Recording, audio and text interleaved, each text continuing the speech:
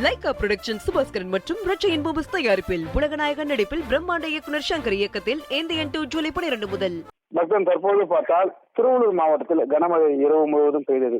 குறிப்பாக பார்த்தால் திருவள்ளூர் சுற்றுவட்டார பகுதியில் கனமழை பெய்ததால் ஸ்ரீபெரும்புதூர் திருவள்ளூர் இடையே உள்ள போலிவாக்கம் பகுதியில் அமைந்துள்ள தரைப்பாலம் நீரில் மூழ்கியது.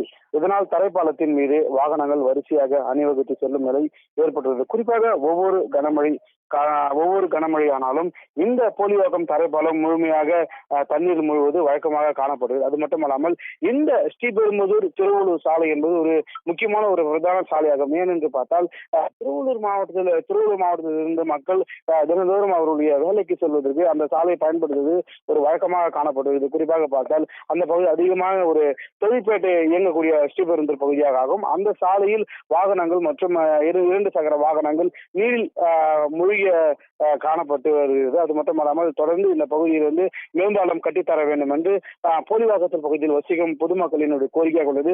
ஆனால் அரசு இது வரைக்கும் செவி சாய்க்கவில்லை என்று அப்பகுதி மக்களின் கோரிக்கையாக உள்ளது. அதே போல வாகன ஓட்டிகளும் கோரிக்கையாக உள்ளது. உடனடியாக அரசு செவி சாய்த்து இந்த பகுதியில் ஒரு மேம்பாலம் கட்டித்தர வேண்டும் என்று பொதுமக்களின் வாகன ஓட்டிகளின் ஒரு கோரிக்கையாக உள்ளது. பத்மநாதன்.